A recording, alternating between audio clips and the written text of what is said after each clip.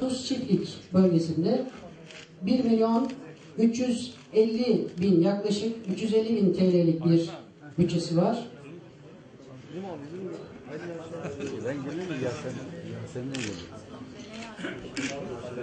Yani herkes bir şeyler söylüyor. Söyleyenler gerçekten büyük bir kısmı iyi niyetli söylüyor.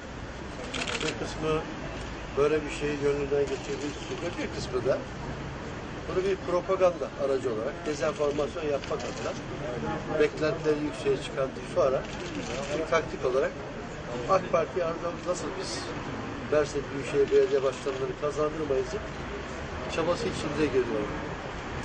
Bir de korkunç necere faydası yok. Yani şunu çok net ifade edeyim ki Mersin Büyükşehir Belediye Başkanlığı çok onurlu ve çok saygın bir görev. Mersin gibi Akdeniz'in bir kente 1.750.000 nüfusu olan böylesine güzel bir kentte turizmin, tarımın, ticaretin, lojistiğin başkenti olan adeta bir kentte Büyükşehir Belediye Başkanlığı yapmak gerçekten onur. Ancak benim böyle bir kararım yok. Benim böyle bir düşüncem yok. Bu anlamda ben Mersin'e şimdiki konumda daha fazla faydalı olduğuma inanıyorum. Yok eğer Mersinler 2 yıldır Ekonomi Bakanımız Mersin'e faydalı olmadı diyorsa oturup konuşuruz. Ama ben hiçbir zaman için belediye başkanlığı düşünmüyorum. Böyle bir hesabım olmadı. Bu anlamda yemin ediyoruz ki inşallah size güzel sürprizlerimiz olacak.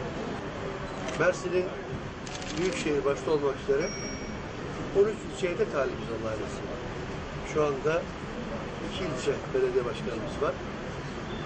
2 ilçe belediye başkanlığımızın vermiş olduğu hizmetleri Mersin'e Mart ayında seçimler gelmeden gidip 2 ilçeyi görerek, oradaki insanlarla konuşarak kararlarını gözden geçirdiler. Öyle bir adaylık düşüncem olmadığını, aday olmayacağımı ve bu anlamda hizmetime devam ettiğim müddetçe bu şekilde devam edeceğimi sizlerle paylaşmak istiyorum.